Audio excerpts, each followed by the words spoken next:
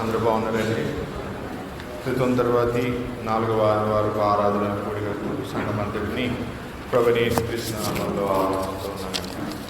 ఉదయకాల సమయంలో మనకి ఇవ్వబడిన లేఖన భాగాలను ఒకసారి మనం గమనిస్తే పాత గ్రంథం నుండి యెషయా గ్రంథం 65వ అధ్యాయము 17 నుంచి 19 వచనాల వరకు, అలాగే 24, 25 వచనాలు ఇవ్వబడ్డాయి. పత్రిక పాఠ్యభాగం నుండి అపోస్తల కార్య గ్రంథం 4వ అధ్యాయం 1 నుంచి 19 వచనాల వరకు ఇవ్వబడ్డాయి. సువార్త పాఠ్యభాగం నుండి పరిశుద్ధుడైన మత్తయి రాసిన సువార్త 5వ అధ్యాయం 13 నుంచి 16 వచనాల వరకు మనకి ఇవ్వబడ్డాయి. గత వారం పాఠ్యభాగాన్ని మనం ధ్యానించిన సందర్భంలో యేసు క్రీస్తు ఆయన ఆరోహణమైన తర్వాత తన ఆత్మను తన శిష్యుల మీద ఉపమరించాడు. శిష్యులు ఆత్మతో నింపబడి దేవుడి వాక్యాన్ని బలంగా ప్రచురిస్తూ ఉన్నారు.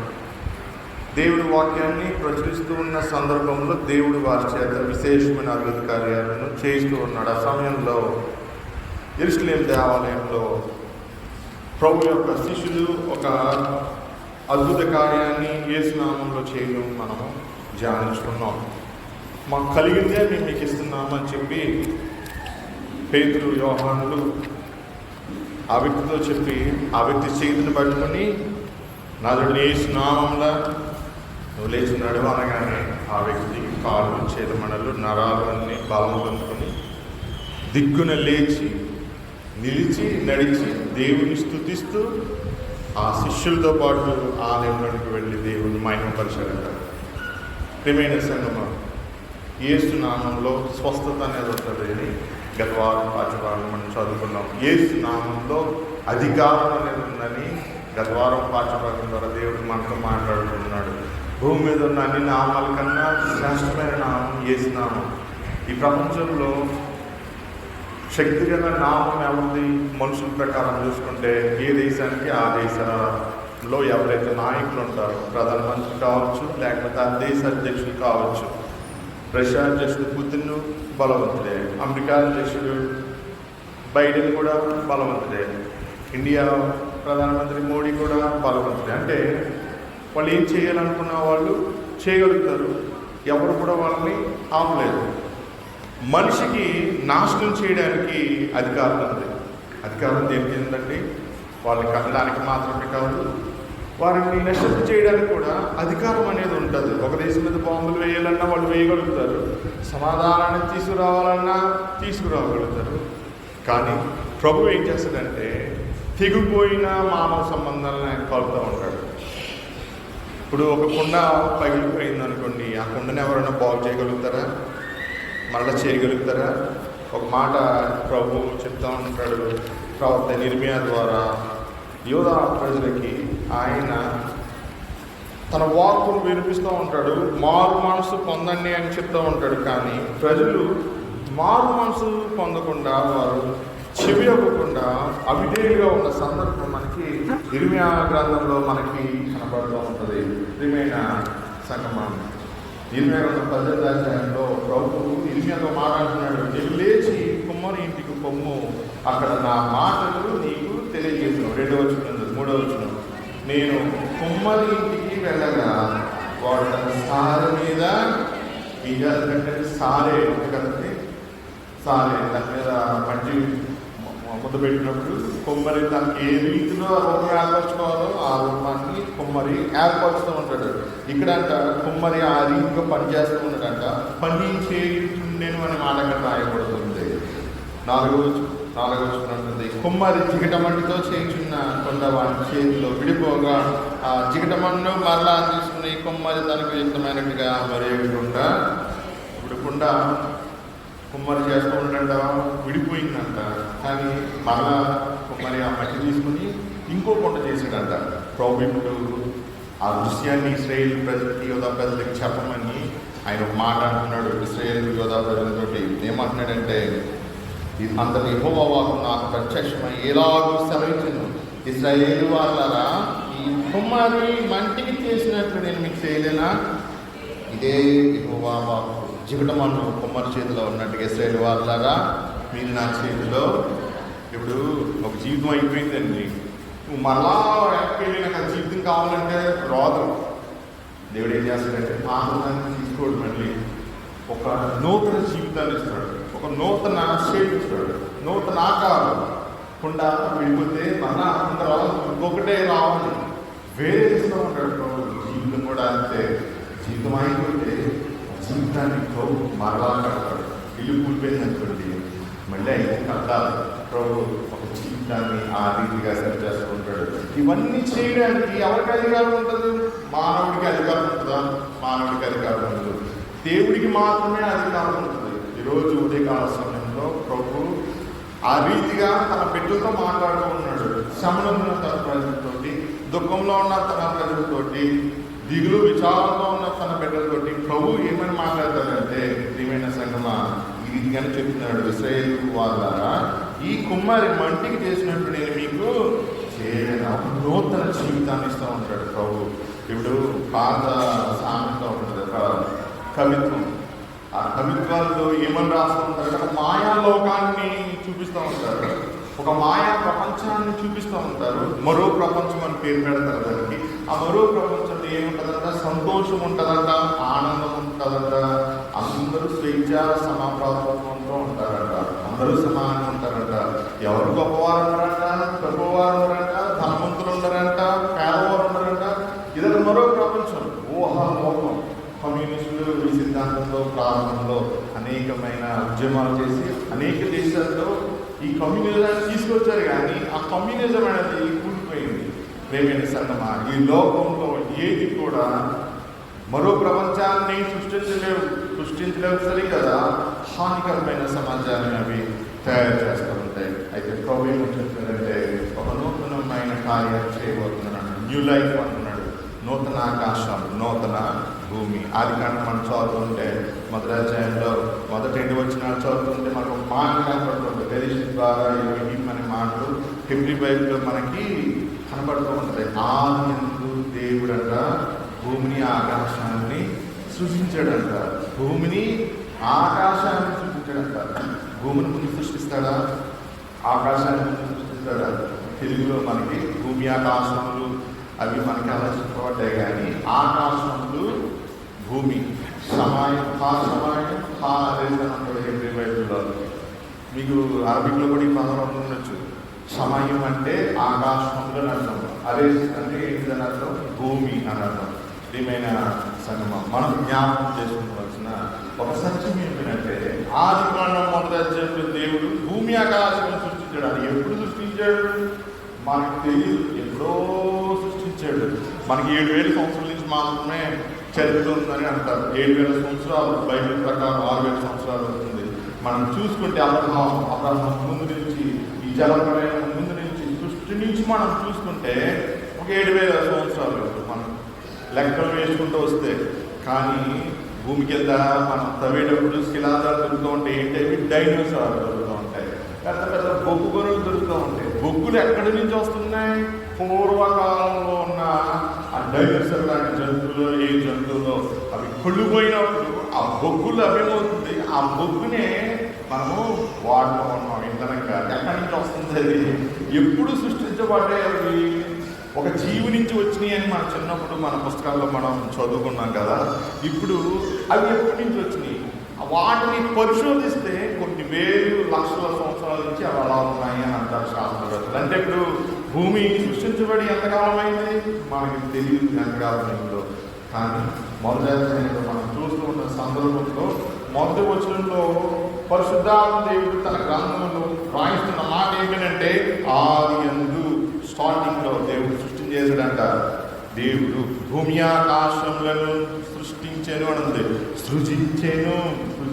ప్రియమైన సంగమా, 2వ వచనం ఉంటుంది, భూమి నిరాకారంగా శూన్యంగా ఉండేను. నిరాకారం అంట, ఆకారమే లేదంట, శూన్యంగా ఉందంట. ప్రియమైన సంగమా, నిరాకారంగా శూన్యంగా భూమి ఉంటే అది ఎలాగా సాధ్యం అవుతుంది? అది భూమి నిరాకారంగా శూన్యంగా ఉంటూ ఉందంట.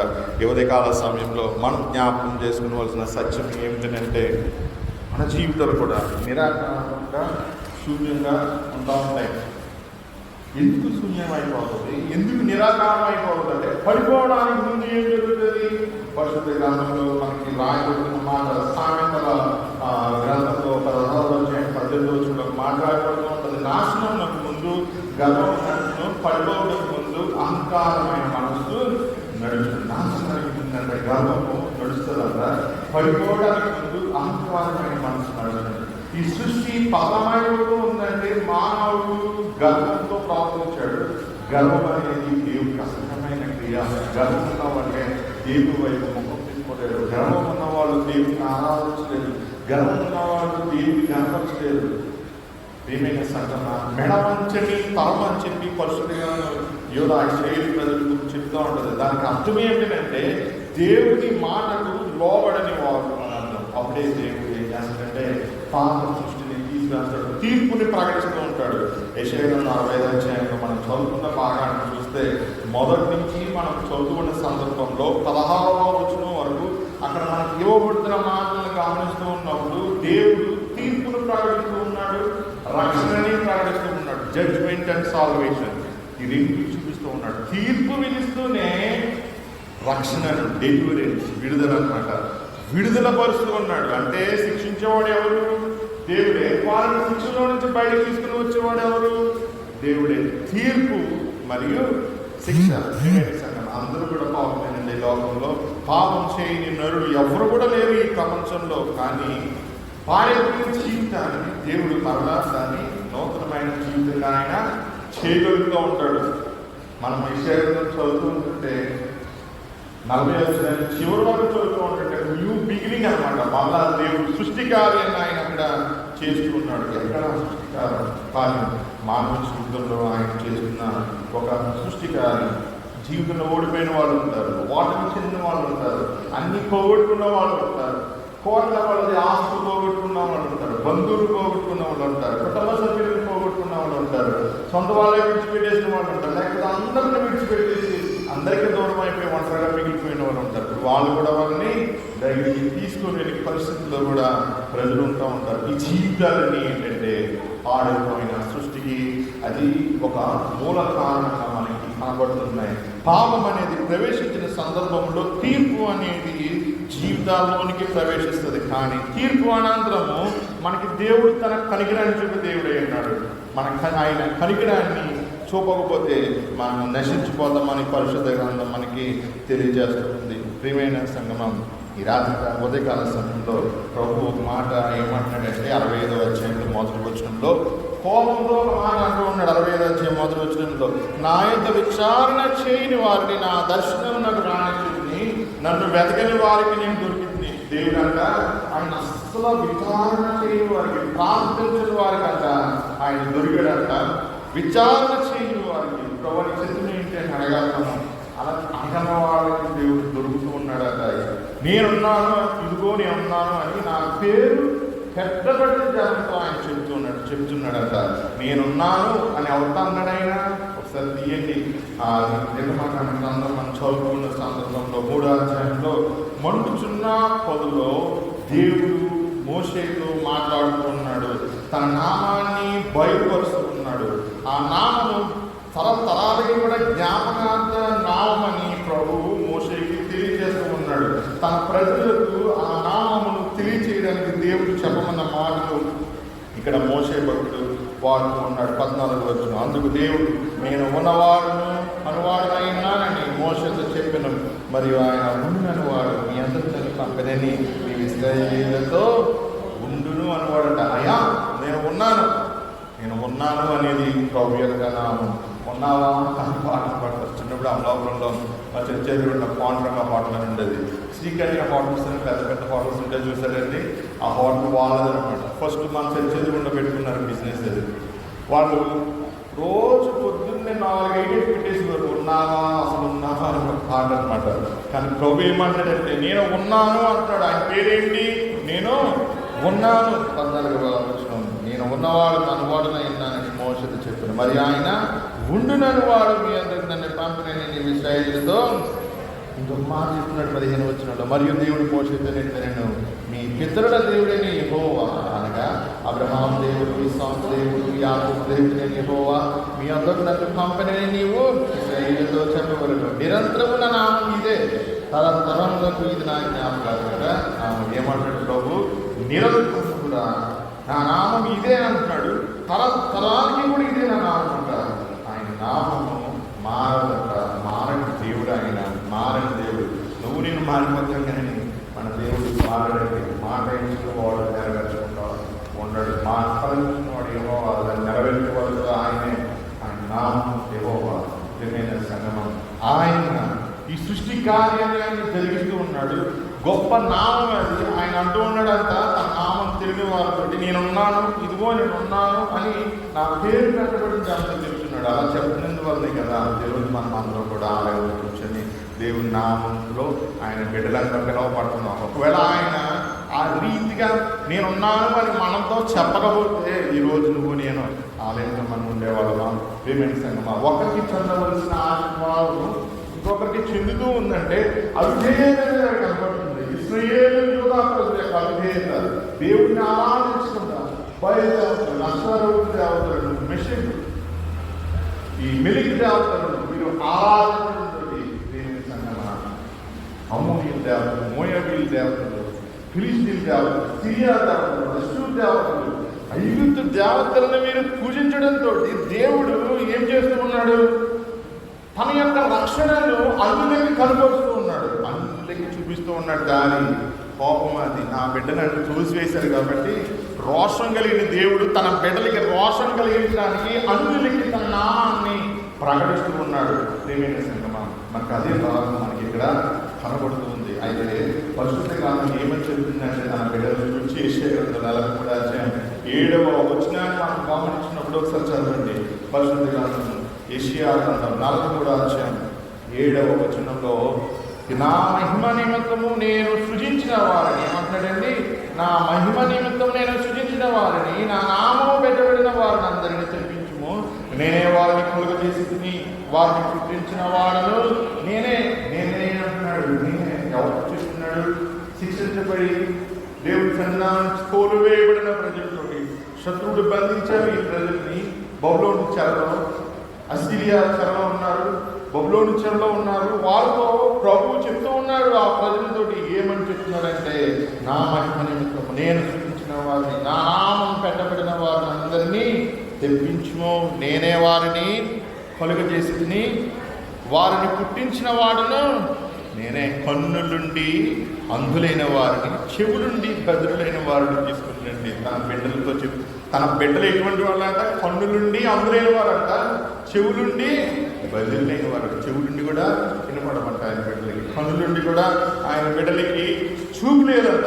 ప్రియమైన సంఘం, అందుకే దేవుడు తన మహిమను తన నామం ఎరుగని వారికి చూపిస్తూ ఉన్నాడు. అయితే 46-62 వచనంలో ప్రభు మాట్లాడుతూ ఉన్నాడు, నేను తమ ఆలోచనలను అనుసరించి చెడు మార్గంలో నడుచుకోవచ్చు, లోబడుతుందని ప్రజల వైపు దినమంతియు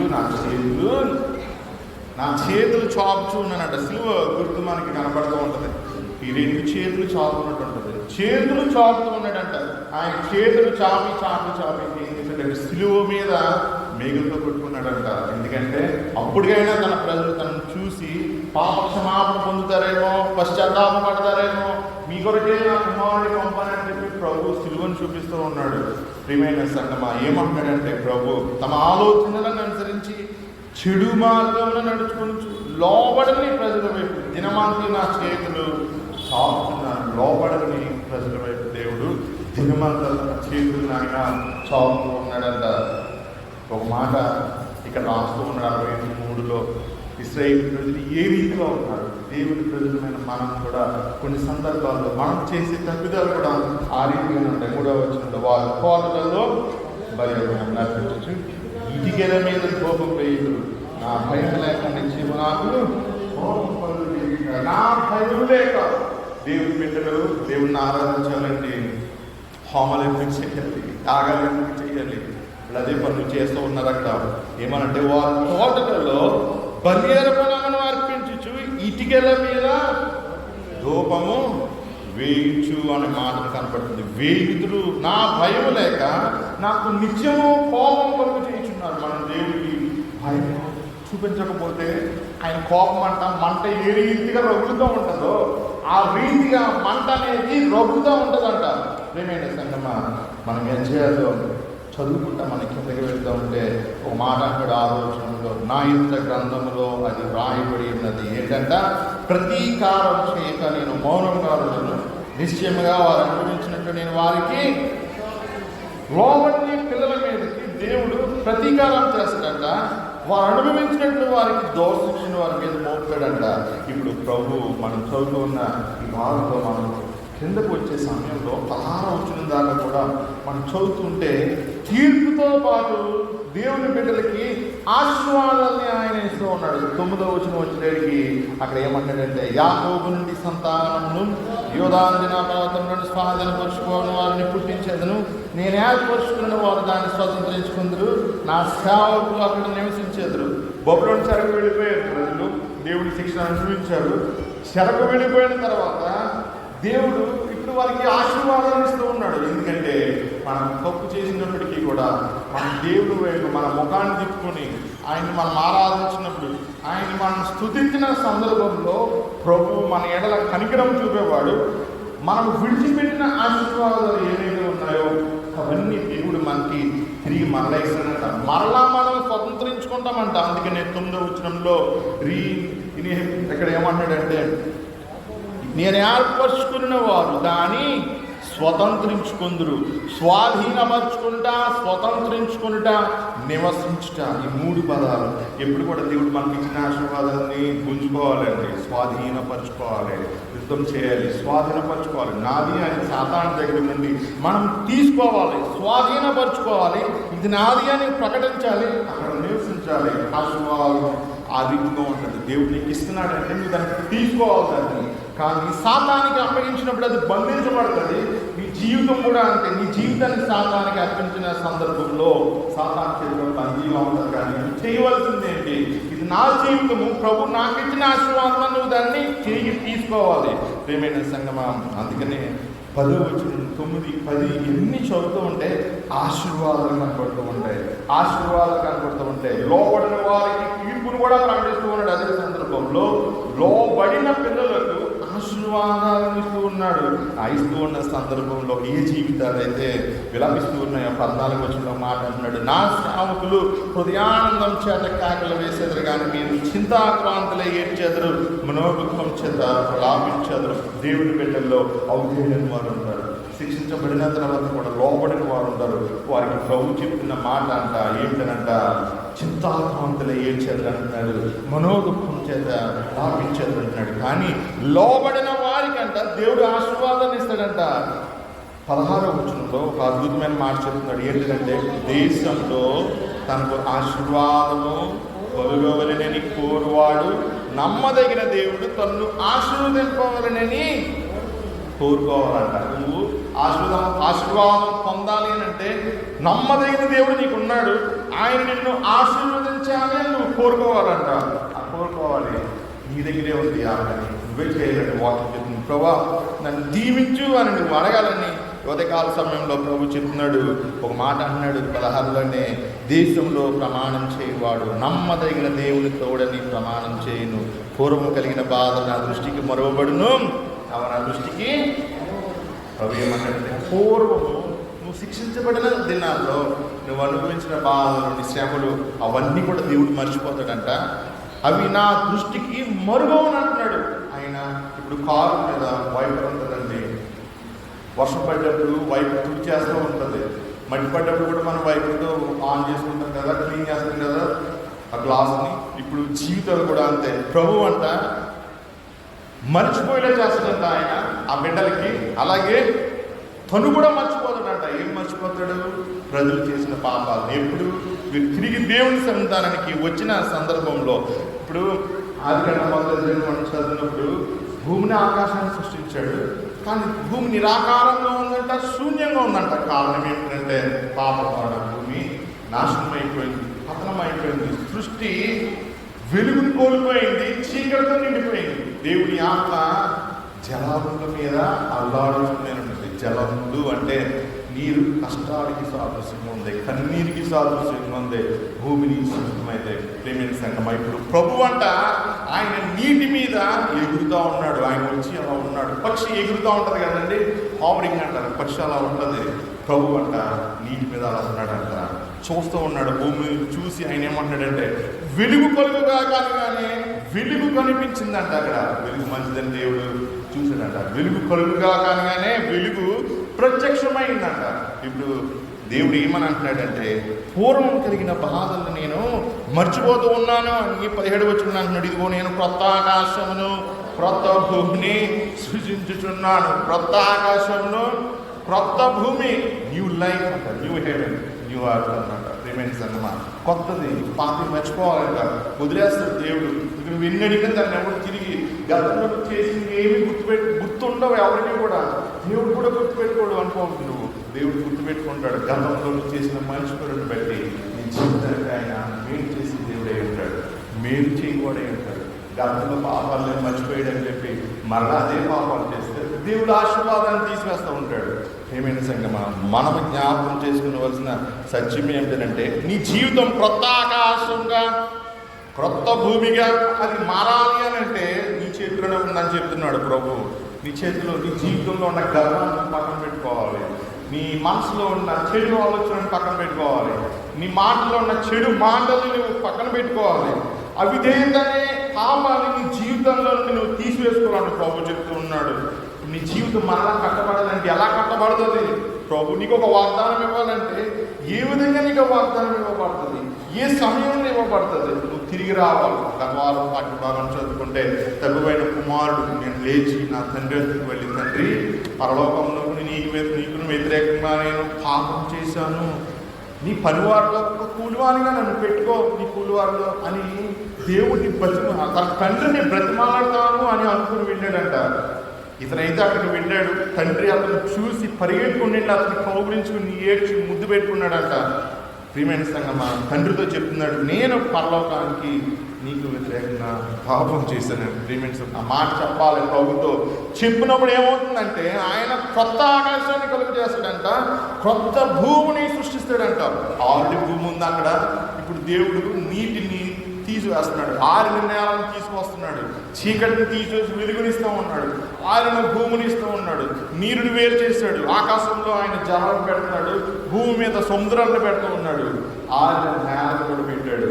ప్రతిరోజు ఒక్కొక్క క్రమాన్ని చేసుకుంటా 7వ దినాన్ని ఆయన విశ్రమించాడు. సృష్టి క్రమం ఏంటో తెలుసా?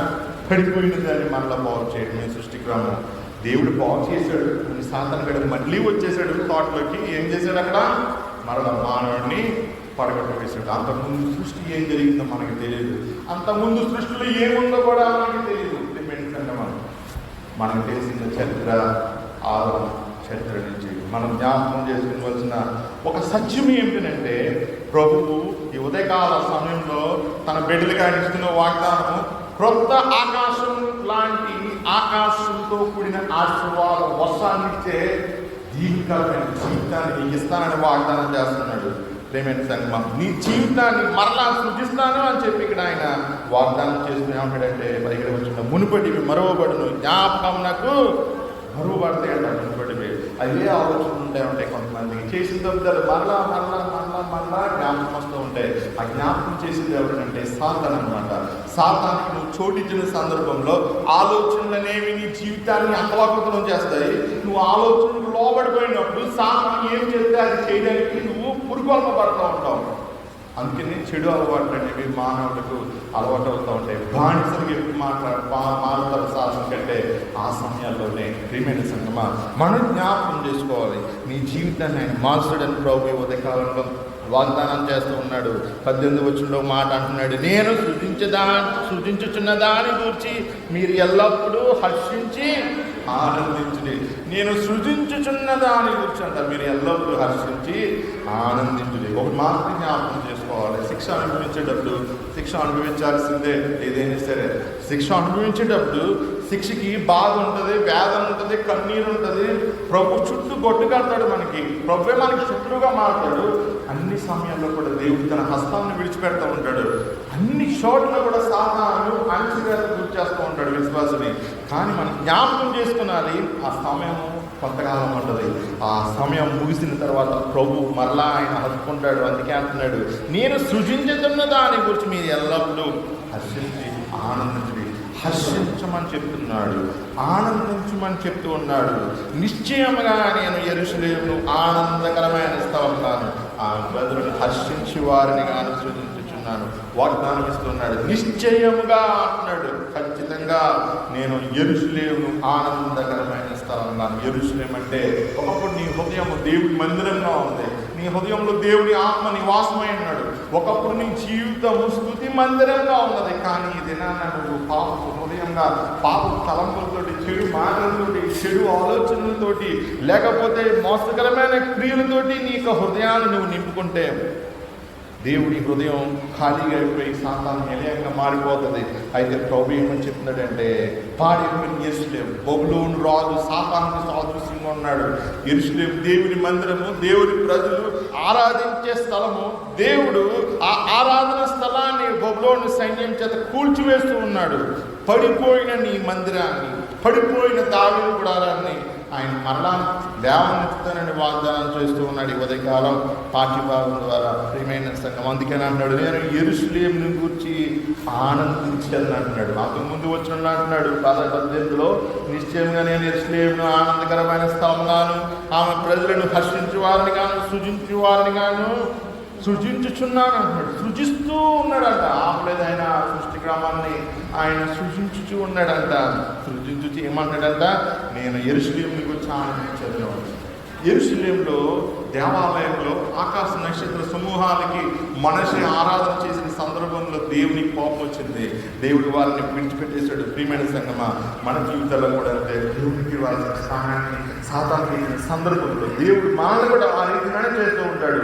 అయితే ఆయన మరలా వాగ్దానం చేస్తున్నాడు, యెరూషలేమును బట్టి నేను మరలా ఆనందించాను. ఆనందిస్తాడంట, నిన్ను బట్టి ఆనందించాను. నా జనులను గురించి హర్షించదును. నా జనులు అంటున్నాడు. ఇప్పుడు నా జనులను గురించి హర్షించదును.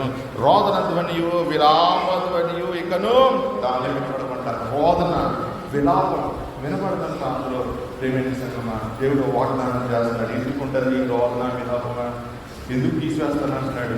నీ అవిధేయత వలన ఆ రోదన విలాపములు వస్తూ ఉన్నాయి. ఇప్పుడు ఆ రోదన విలాపములు తీసివేయాలంటే ప్రభు నీ జీవితాన్ని మార్చాలి. గత జీవితాన్ని ఆయన వైప్ చేసేది, తుడిచేయాలి. ఆయన ఏ విధంగా చూపిస్తాడు, నువ్వు గ్రంథాన్ని చదవాలి, నువ్వు పరిశుద్ధ గ్రంథాన్ని నువ్వు చదవాలి. మార్గాల్లో నువ్వు నిలిచి అడగాలంట, నాకు మేలు కలుగు మార్గం ఏది, ఏ మార్గంలో నేను నడవాలి అని అడగాలంట. ఇరిమియా గ్రంథంలో 6:16 ఉంటుంది, యెహోవా ఇలా సెలవిచ్చుచున్నాడు, మార్గములలో నిలిచి శూరుడి, పురాతన మార్గములను గురించి విచారించుడి, మేలు కలుగు మార్గం ఏదని అడిగి అందులో నడుచుకున్నాడు, అప్పుడు మీకు నెమ్మది కలుగు. నాకు నెమ్మది లేదు అని అంటాం చాలా మంది కదండి. నెమ్మది ఉండదు. ఎందుకు ఉండదు చెప్పమంటారా? దేవుడు వాక్యం చోటు లేనప్పుడు నెమ్మది ఉండదు. నువ్వు ఆలయానికి వస్తావు, ప్రార్థనకు వస్తావు, కూడికలకు వస్తావు, నెమ్మది కోసం నువ్వు ప్రార్థిస్తావు. కానీ అది హృదయపూర్వకంగా సాధారణ ప్రార్థన రానేవాడు నీ హృదయంలో నుండి. ఎందుకో తెలుసా? సాతాను నీ హృదయంలో తిష్ట వేసుకుని ఉన్నాడు కాబట్టి. అందుకని నువ్వు చేయవలసింది, పరిశుద్ధ గ్రంథాన్ని నువ్వు చదివినప్పుడు గ్రంథము యెహోవా నామాన్ని నీ హృదయంలో ముద్రింప చేస్తూ ఉంటుంది. అప్పుడే నీకు నెమ్మది కలుగుతూ ఉంటుంది.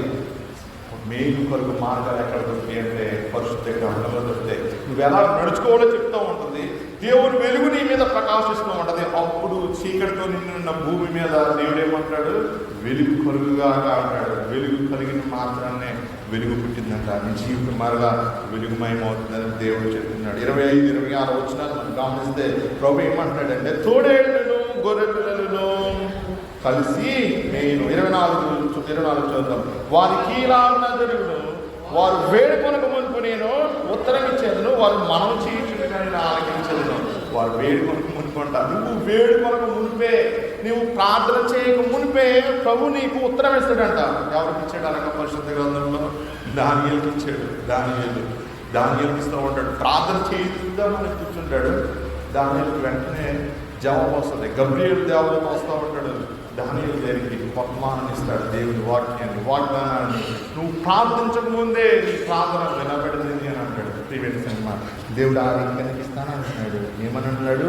వారు వేడి కొరకు మునుపు నేను ఉత్తరించదును, వారు మనం చేయుచుండగా నేను ఆలకించదు. నువ్వు మనం చేయుచుండగా నేను ఆలకిస్తాను. 25 వచనం, తోడేళ్ళను గొర్రె పిల్లలను కలిసి మేము సింహం ఎదువలి గడ్డి తిన్ను, సర్పమునకు మన్ను ఆహారమును, నా పరిశుద్ధ పర్వతములు అవి హాని అని ఆశలో చేయును. ఇంతవరకు నీ జీవితంలో తోడేళ్ళు లాంటి సమస్యలు ఉన్నాయా? సర్పం లాంటి సమస్యలు ఉన్నాయా? సింహాలు లాంటి సమస్యలు ఉన్నాయా? చీల్చుకొని తినేసే క్రూర మృగాలు ఉన్నాయా? ఇప్పుడు ప్రభు ఏమైనా వాగ్దానం చేస్తున్నాడంటే ఏవి కూడా నీకు ఎంత మాత్రం కూడా హాని చేయమని చెప్తున్నాడు. హాని చేయమంట. నా పరిశుద్ధ పర్వతంలో అవి హాని అయినను నాశనమైనను చేయకుంటును. ఎక్కడ ఉంటుంది ఆ పరిశుద్ధ పర్వతం అంటే నూతన ఆకాశంలో ఉంటుంది, నూతన భూమిలో ఉంటుందని ప్రభు ఉదయకాల సమయంలో ఆయన తెలియజేస్తున్నాడు. మనము యాకోబు పత్రికలో 2వ పేతురు 2వ పత్రిక మనం చదువుతూ ఉన్న సందర్భంలో భక్తుడైన పేతురు కొన్ని మాటల్ని ఆయన రాస్తూ ఉన్నాడు. ఏమని రాస్తూ ఉన్నాడంటే 3వ అధ్యాయం మనం చదువుతూ ఉన్న సందర్భంలో భూమిని గురించి, నూతన ఆకాశాన్ని గురించి, నూతన భూమిని గురించి ప్రభువు ఇచ్చిన వాక్కును ఇక్కడ మరలా జ్ఞాపకమైన చేస్తూ ఉన్నాడు. ప్రేమైన సంగమా, భూమి ఏ రీతిగా నశించిపోతుందో అవన్నీ కూడా మనకి ఈ 3వ అధ్యాయంలో మనకి రాస్తూ ఉన్నాడు. ప్రభు యొక్క రాకడ సమీపమవుతూ ఉందంట. వాక్య ప్రకారం చూసుకుంటే నూతన ఆకాశము, నూతనమైన భూమిని గురించి పరిశుద్ధ గ్రంథంలో, ప్రకటన గ్రంథంలో కూడా మనకు రాయబడుతూ 21వ అధ్యాయంలో మొదటి వచనంలో, అంతటి నేను క్రొత్త ఆకాశమును క్రొత్త భూమిని చూపుతుంది, మొదటి ఆకాశమును మొదటి భూమి గతించిపోయాను, సముద్రమును ఇకను లేదు, మరియు నేను నూతనమైన యెరూషలేము అన్న పరిశుద్ధ పట్టణము తన భర్త కొరకు అలంకరించబడిన పెండ్లి కుమార్తె వలె సిద్ధపడి పరలోకమందున దేవుని యొద్ద నుండి దిగి వచ్చుట చూచితిని. అప్పుడు ఇదిగో దేవుని నివాసము మనుషులతో కూడా ఉన్నది. ఆయన వారితో ఏం చేస్తాడంట? కాపురం ఉండును. ఆయన ప్రజలైందురు, దేవుడే తానే వారి దేవుడై వారికి తోడైందును. ఆయన వారి కన్నుల ప్రతి బాష్ప బిందువును తుడుచులేను. మరణమిక ఉండదు, దుఃఖమైన ఏర్పైన వేదన మీకు ఉండదు. మొదటి సంగతులు గతించిపోయినని సింహాసనం నుండి వచ్చిన గొప్ప స్వరం వినబడుతుంది ఉదయకాలంలో. మొదటి సంగతులు గతించిపోయినాయి అంట. మరలా కొత్త ఆయన సృష్టిస్తూ ఉన్నాడు. 5వ వచనం అన్నాడు, అప్పుడు సింహాసనాసుడైన వాడు ఇదిగో సమస్తమును నూతనమైనవిగా చేయించున్నానని చెప్పిన సమస్తమును నూతనమైనవిగా చేస్తూ ఉన్నాడు. నూతన ఆకాశం, నూతన భూమి ఆయన రాకడ సమయంలో సిద్ధపరచబడుతూ ఉన్నది. ఆ నూతన ఆకాశంలోనికి, నూతనమైన భూమిలోనికి ప్రవేశించడానికి నువ్వు నేను క్రీస్తు రక్తంలో కడగబడి సంఘంగా ఈరోజు ఆయన ఆలయంలో మనము ఆరాధిస్తూ ఉన్నాం. ప్రేమైన సంఘ భక్తుడైన పేతురు గారు ఏమని అంటూ ఉన్నాడంటే ఈ నూతన ఆకాశము, నూతనమైన భూమిని గురించి ఇప్పుడు 7వ వచనం చూద్దాం. పేతురు 2వ పత్రిక 3వ అధ్యాయంలో 6వ వచనం చూద్దాం. ఆ నీళ్ల వలన అప్పుడున్న లోకము నీటి వరదలో మునిగి నశించను. అయితే ఇప్పుడున్న ఆకాశమును భూమియు భక్తిహీనుల తీర్పును నాశనమును జరుగు దినము వరకు అగ్ని కొరకు నిలువ చేయబడినవై అదే వాక్యము వలన భద్రపరచబడి ఉన్నవి. ఇప్పుడున్న భూమి, ఆకాశం అంట దేవుని తీర్పు కొరకు భద్రం చేయబడి ఉన్నాయంట. ప్రియమైన సంగమా, మన జీవితాల్లో ఒక తీర్పును చూసామంటే పర్వాలేదు. 2వ తీర్పు నిత్యమైన మరణం.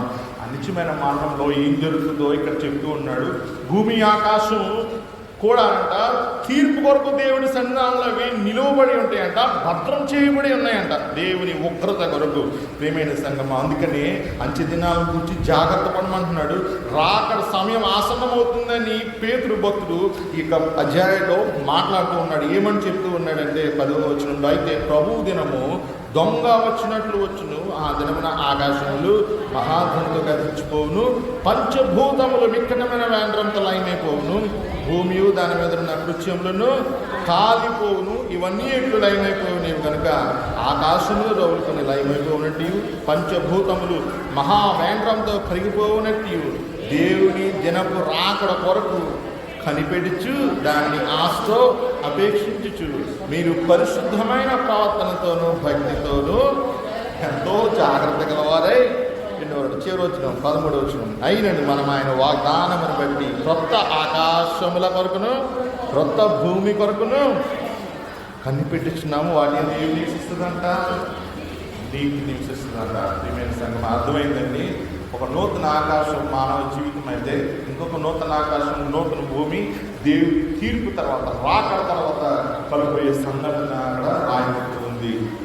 తీర్పు ఉంటుందంట భూమికి, ఆకాశానికి, మానవునికి కూడా. రెండవ తీర్పులకు వెళ్ళద్దని ప్రభు ఈ ఉదయకాల సమయంలో నిన్ను హెచ్చరిస్తూ ఉన్నాడు. అపొస్తలుల కార్యాలు 4 చదువుతుంటే మొదటి నుంచి 12 వచనాలకు ఇవ్వబడిన భాగంలో ఇక్కడ ఏం జరుగుతుందంటే, శిష్యుల్ని విచారిస్తూ ఉన్నారు. మన 3వ అధ్యాయం చదివిన సందర్భంలో పేతురు, యోహాను ఆ కుంటివానికి నజరేయుడైన యేసు నామములో వానికి నరకనిచ్చిన సందర్భంలో అనేక మంది ప్రభు నామాన్ని వారు అంగీకరిస్తూ ఉన్నారు. ప్రభు యొక్క వాక్కును మరలా శిష్యులు ప్రకటిస్తూ ఉన్నారు. ఆ ప్రకటించిన సందర్భంలో వందల మంది, వేల మంది క్రీస్తు సంఘంలోనికి వారు చేర్చబడుతూ ఉన్నారు. ఇప్పుడు ఆ రీతిగా మీరు మాట్లాడుతున్నారని 4 మాట్లాడుతూ మాట్లాడుతుండగా యాజకులను, దేవాలయ అధిపతులు, సద్దూకయ్యులను వారు ప్రజలు బోధించు యేసుని బట్టి మృతులలో నుండి పునరుత్థానం కలుగునని ప్రకటించడం చూచి కలవరపడి వారి మీదకి వచ్చి వారిని బలాత్కారంగా పట్టుకొని సాయంకాలమైనగా బొన్నాటి వరకు వారిని కావులో వచ్చారు. శిష్యుల్ని కావులో వచ్చారంట. ప్రియమైన సంగమా, మనం జ్ఞాపకం చేసుకుంటే యాజకులు ఉన్నారంట, దేవాలయ అధిపతి ఉన్నాడంట. సద్దూకయ్యులు అంటే యాజకుల కుటుంబానికి చెందినవారు. వారు ప్రజలకు బోధిస్తూ ఉన్నప్పుడు, పేతురు, యోహాను బోధిస్తూ ఉన్న సందర్భంలో యేసు ప్రభువుని బట్టి మృతుల పునరుత్థానం అనేది ఉంది, తీర్పు దినం తర్వాత నిత్యరాజ్యం అనేది ఉన్నదని మీరు ప్రకటిస్తున్న సందర్భంలో వారిని పట్టుకొని చెరసాలలో ఉంచారంట, కావులో ఉంచారంట. 4వ వచనం, వాక్యం విన్న వారిని అనేకులు నమ్మి ఎంతమంది చేర్చబడ్డారంటండి? వారిలో పురుషుల సంఖ్య ఇంచుమించు 5,000. మరి స్త్రీల సంఖ్య ఎంతమంది ఉంటుంది? పెద్దల సంఖ్య ఎంతమంది? చిన్నపిల్లల సంఖ్య ఎంతమంది ఉంటుంది? ప్రియమైన సంగమా, పురుషుడు మాత్రమే లెక్కించేవారు కదా సమాజంలో, స్త్రీలను లెక్కించేవారు కాదు. నేను కూడా అలాగే ఉంది. మనం చూస్తే 4వ వచనంలో వాక్యం వినిన వారిలో అనేకులు నమ్మిరి, వారిలో పురుషుల సంఖ్య ఇంచుమించు 5,000 అయిందంట. ఇప్పుడు అంతమంది చేర్చబడ్డారు సంఘంలో. వారికి అసూయ వచ్చింది.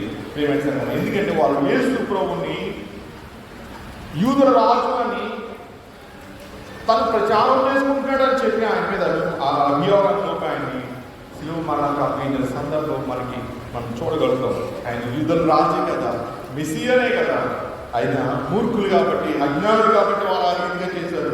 5వ వచనం మర్నాడు వారు శాస్త్రులను తెలుసుకున్నారంట. ప్రధాన యాజకులైన అన్నయ్య, కయ్యూరు, యోహాను, అలెగ్జాండరు, ప్రధాన యాజకుని బంధువులందరూ వారితో కూడా ఉండి వారు పేతురు, యోహాను ఏం చేస్తారు? మధ్యంలో పెట్టి మీరు ఏ భావం చేత, ఏ నామమును బట్టి దీనిని చేసిందని అడుగగా, ఒకసారి ఆగండి. 3వ అధ్యాయం ఒకసారి చూద్దాం మనం. 3వ అధ్యాయానికి రండి. 3వ అధ్యాయంలో 6వ వచనంలో పేతురు ఒక మాట అంటున్నాడు. అంతటి పేతురు, వెండి బంగారములు నా యొక్క లేవు కానీ నాకు కలిగినదే నీకు ఇచ్చుచున్నాను, నజరేయుడైన యేసు క్రీస్తు నామమున నడుమంచుకుంట. వెండి బంగారాలు నా యొక్క లేవు కానీ నాకు కలిగినదే నీకు ఇచ్చుచున్నాను. ఏంటి కలిగిందంటే నజరేయుడైన యేసు నామం. నిర్మకాండం 3:14-15 వచనాలు చదువుతూ ఉన్నప్పుడు తరతరాలకు నా జ్ఞాపకార్థ నామము ఇదే అని ప్రభు చెప్తున్నాడు, యెహోవా అనే నామం. ప్రియమైన సంగమా, అందుకే అడుగుతున్నారు, ఏ నామం బట్టి ఈ పేరు మీరు చేస్తూ ఉన్నారు అని అడుగుతుంటే 7వ వచనంలో చూడండి, 8వ వచనంలో పేరు పరిశుద్ధాత్మతో నిండిన వాడే ఈ విధంగా మాట్లాడుతున్నాడు. 9వ వచనం, ప్రజలాధికారులారా, పెద్దలారా, ఆ దుర్భరణకి చేయబడిన ఉపకారముల గురించి వాడు దేని వలన స్వస్థత పొందినని నేడు మమ్మల్ని విమర్శిస్తున్నారు కనుక మీరందరూ, ఇశ్రాయేలు ప్రజలందరూ తెలుసుకొనవలసినది ఏమనగా, మీరు సిలువ వేసినట్టు మృతులలో నుండి దేవుడు లేపినట్టు నజరేయుడైన యేసు క్రీస్తు నామమునే వీరు స్వస్థత పొంది మీ ఎదుట నిలుచుచున్నాడు. ప్రియమైన సంగమా, నజరేయుడైన యేసు క్రీస్తు మీరు సిలువ వేసి చంపారు. ఆయనే ఈ వ్యక్తికి ఈ యొక్క స్వస్థత కార్యం ఇచ్చాడు అని చెప్పి ప్రధాన యాజకుడికి పేతురు, యోహాను చెప్తూ ఉన్నారు. ప్రియమైన సంగమా, దేవుడు జీవితాన్ని మార్చుతూ ఉంటాడు. మార్చిన తర్వాత కూడా ప్రజలు అదే రీతిలో మూర్ఖంగా ఉంటే వారి పరిస్థితి ఏమవుతుంది? అన్న కైపల లాంటి వారిని మనం జ్ఞాపకం చేసుకుంటే ప్రభు యేసు ప్రభుని వారు సిలువ వేసిన తర్వాత క్రీస్తు సంవత్సరం 70వ సంవత్సరంలో టైటస్ అనే ఒక సైనికాధికారి ఏం చేస్తూ ఉన్నాడంటే యెరూషలేము దేవాలయం తగలబెడుతూ ఉన్నాడు. ఆ సందర్భంలో సద్దుకైల వర్గానికి చెందిన వారిని, యాజక వర్గానికి చెందిన వారిని అందరినీ కూడా ఆలయంలో నుంచి ఆలయాన్ని తగలబెట్టేసి యెరూషలేము దేవాలయాన్ని మనం జ్ఞాపకం చేసుకోవాలి. ప్రభువు నీకు కృపను చూపిస్తూ ఉంటాడు. ఆ కృపను నువ్వు మిస్యూజ్ చేసావంటే నీకే సమాధి. దేవుడు నీ ఎడల కనికరాన్ని చూపుతున్నాడంటే ఆ కనికరాన్ని సద్వినియోగం చేసుకోవాలి.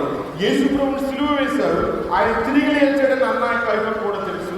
ఆయన తిరిగి లేవలేదని అబద్ధానికి ప్రచారం చేశారు. సైనికులకి లంచం ఇచ్చి ప్రియమైన సంగమా, అబద్ధాన్ని వారు నిజం చేయాలని చూశారు కానీ శిక్షను వారు అనుభవించే తప్పలేదు కదా. నూతన ఆకాశం నూతనమైన భూమిలో నీ జీవితం అనేది మారాలి. ఏ విధంగా మారలేదు నీ జీవితం. క్రీస్తు రక్తము నీకు నూతనమైన జీవితాన్ని ఇస్తుంది. నీ జీవితం నూతనమైన ఆకాశంగా మారుతుంది, నూతనమైన భూమిగా మారుస్తుంది. కన్నీరు, దుఃఖం, వేదన, శ్రమ ఇవేమి నీ జీవితంలో లేకుండా చేయగలిగింది ఏ విధంగా వస్తుంది నీ జీవితంలో? యేసు రక్తం ద్వారా మాత్రమే, యేసు నామంలో మాత్రమే దేవుడు నీకు నూతనమైన జీవితాన్ని ఆయన ఇవ్వబడుతూ ఉంటాడు. ఆ కుంటివానికి ఆ స్వస్థతను ఇచ్చిన వాడు మానవ జీవితంలో కార్యాలు చేయలేడా?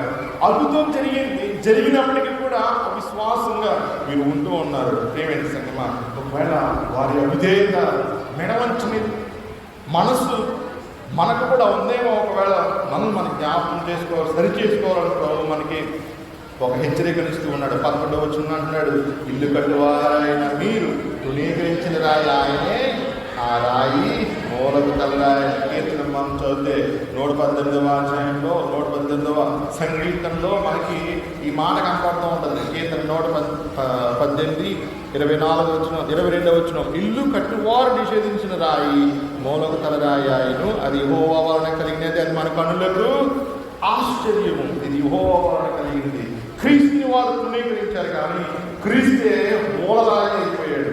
క్రీస్తు ద్వారా దేవుడు అన్నిటికీ తన నామాన్ని ప్రకటిస్తున్నాడు. నా పేరు పెట్టబడిన జనానికి నేనున్నానని ఎలా చెప్తున్నాడంటే ఆ శివుడు ద్వారా తన కుమారుని అర్పించడం ద్వారా ఆయన అన్యజనులను పిలుస్తూ ఉన్నాడు. ఈరోజు నీకు కావాల్సిన ఆశీర్వాదం ఇతరులకు వెళ్ళిపోతూ ఉందంటే అది నీ అభ్యర్థనే పరిస్థితిగా ఈరోజు నిన్ను హెచ్చరిస్తూ ఉంది. నువ్వు క్రీస్తుని తృణీకరిస్తే ఆశీర్వాదాన్ని పోగొట్టుకుంటావు. ఒక మాట అంటున్నాడు, మరి ఎవరి వలన రక్షణ కలుగుతారు, మరి ఎవరి వలన కూడా రక్షణ కలుగుతుంది.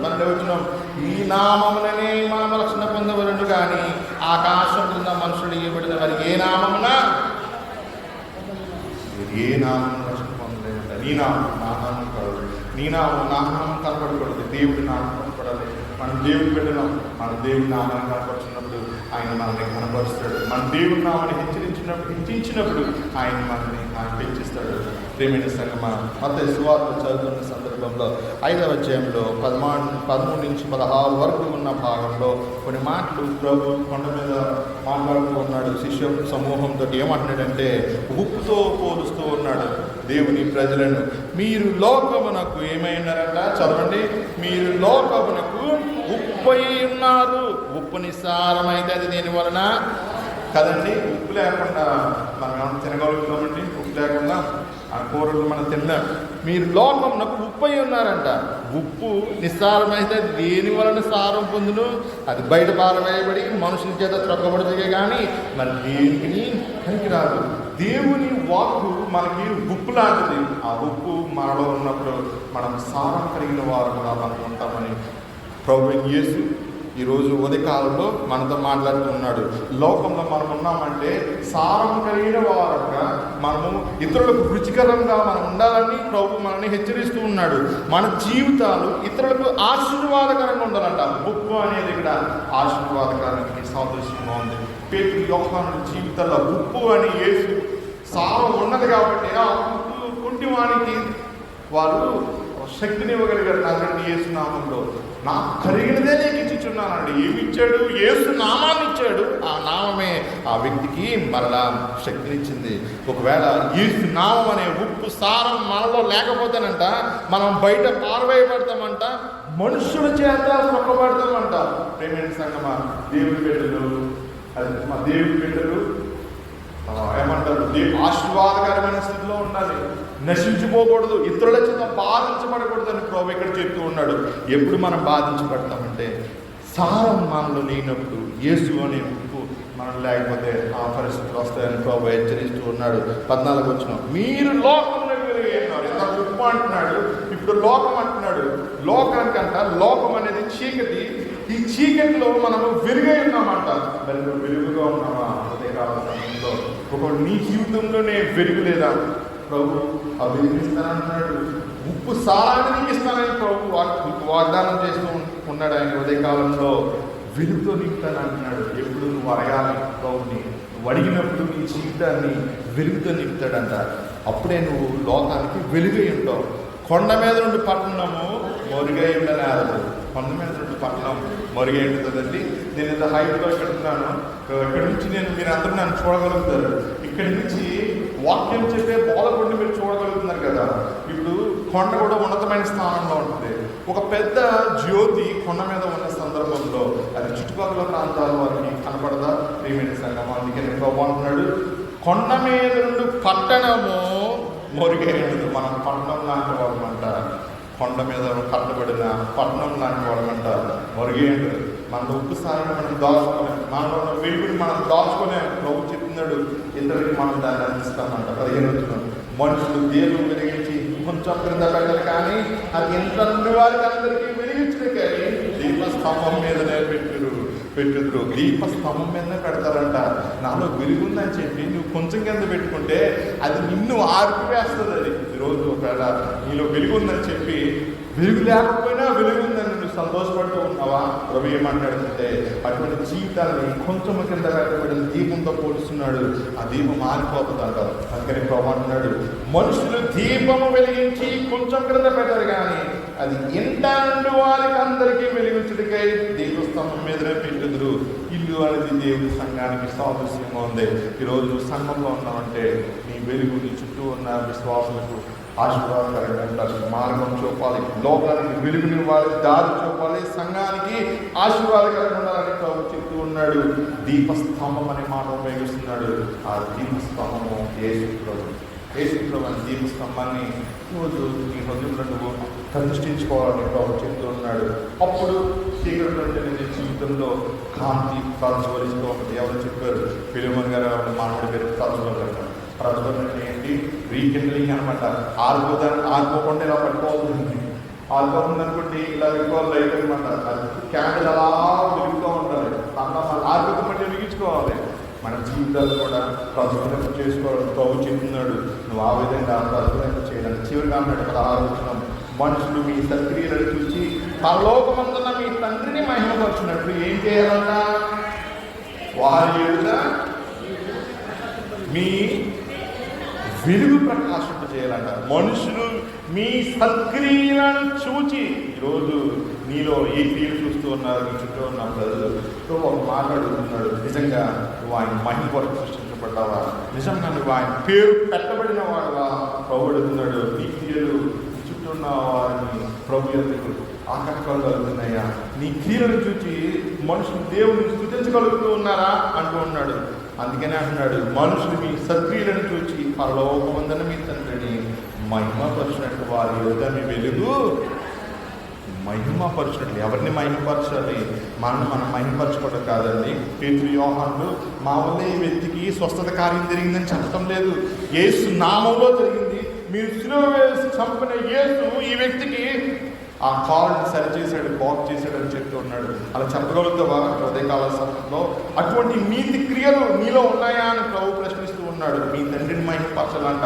ఈ లోకం తండ్రిని కాదు, పరలోకం తండ్రిని మహిమపరచినట్టు వారి ఎదురు ఏం చేయాలంట? వెలుగు ప్రకాశిస్తూ ఉండనే వాళ్ళు ప్రకాశించినట్టు. నువ్వు ఆపుకున్నావనుకో ఆ దీపం ఆరిపోతుంది. ఆరిపోనివ్వకూడదు. నీ ఆత్మ అనే దీపాన్ని నువ్వు మాపాడుతుంది.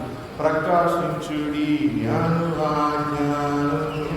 ప్రభు అయిన యేసు మనకిచ్చెను, ప్రేమయను దివ్వే వెలిగితను, నీవు నీ ఇంట నేను నా ఇంటను. కదండి పాట, ప్రకాశించుడని ఆజ్ఞను ప్రభు మనకి ప్రకాశించుడని ఆజ్ఞనిస్తున్నాడు.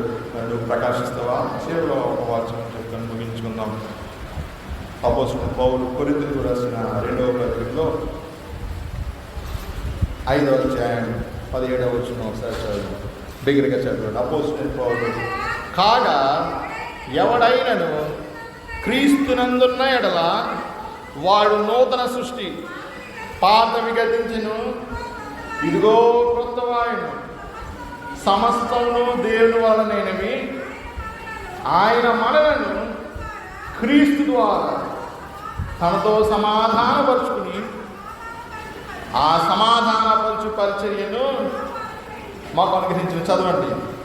అదేమనగా దేవుడు వారి అపరాధములను వారి మీద మోపక క్రీస్తునందు లోకమును తనతో సమాధానపరచుకుంటూ ఆ సమాధానపరచు వాక్యమును మాకు ఏమని చెప్పబడుతుంది? దేవుడు అంటే నీ దోష భారాన్ని, నీ పాప భారాన్ని క్రీస్తు మీద మోపి క్రీస్తు ద్వారా నేను సమాధానపరుస్తూ ఉన్నాడంట. అందుకనే ఎవడైనా క్రీస్తునందు నీడల వాడు నూతన సృష్టి, పాతవి గతించిన, ఇదిగో క్రొత్తవాయెను. సమస్తమును దేవుడు వల్ల నేను ఎవరి జీవితాలను దుఃఖంలో ఉన్నాయా ఉదయ కాల సమయంలో కొంతమంది చూస్తే నాకు క్లియర్గా కనపడుతున్నాయి, కొంతమంది జీవితాలు చూస్తే నాకు ఇక్కడి నుంచి క్లియర్గా కనపడుతున్నాయి. మీరు నాకు చెప్పడం అవసరం లేదు, మీరు నాకు ఏమి చెప్పడం అవసరం లేదు, నాకు క్లియర్గా కనపడుతున్నాయి. కొంతమంది ఉదయకాలంలో ప్రభు మార్చుతూ ఉన్నాడు. అటువంటి వాళ్ళకి ఆయన క్రీస్తునందు అని చెప్తూ ఉన్నాడు, క్రీస్తును వెంబడించమని చెప్తున్నాడు. వెంబడిస్తారంటే ఆ విధంగా దుఃఖంలో ఉన్న వాళ్ళు ఎవరు ఉన్నారండి? కన్నీళ్ళలో ఉన్న వాళ్ళు ఎవరైనా ఉన్నారా? ఎవరు లేకుండా ఉంటారండి. ఏ జీవితాల్లో కన్నీరు, శ్రమ, దుఃఖము అన్నీ ఉంటాయి. కానీ దేవుని బిడ్డలు కదా, మన ధైర్యంగా ఉండాలి. ప్రభు మన కొరకే చనిపోయాడు కదా, తిరిగి లేచాడు కదా, ఆయన సమస్తం నూతనమైనవిగా చేస్తాడు కదా. ఆ రీతిగా నమ్ముదాం, క్రీస్తునందు ఉందాం. ఆయన మనకి నూతన జీవితాన్ని ఇస్తానంటున్నాడు, నూతనమైన కార్యాన్ని ఆయన అనుగ్రహిస్తానంటున్నాడు. ఇంటికి వెళ్ళిన తర్వాత 85వ సంకీర్తన చదవండి. భూమి నుండి సత్యం మొలుస్తుందంట, భూమి నుండి సత్యం మొలుస్తుందంట. నీతి సమాధానం గురించి అక్కడ రాయబడుతూ ఉంటుంది. మీ జీవితాలకి అది ఆశీర్వాదకరంగా ఉంటుంది. 85వ కీర్తన చదవని ఇంటికి వెళ్ళి మన జీవితాలను దేవుడు నూతనపరిచి, నూతన ఆకాశాన్ని నూతనమైన భూమిగా మార్చి నిత్య రాజ్యంగా మనం నడిపించినట్లు పరిశుద్ధాత్మ దేవుడు మనకు సహాయం చేయను గాక. ఆమేన్. సమస్త జ్ఞానానికి వచ్చిన దేవుని సమాధానం యేసు క్రీస్తు వలన మీ హృదయంలోకి తలంపులకు కావలేండును గాక.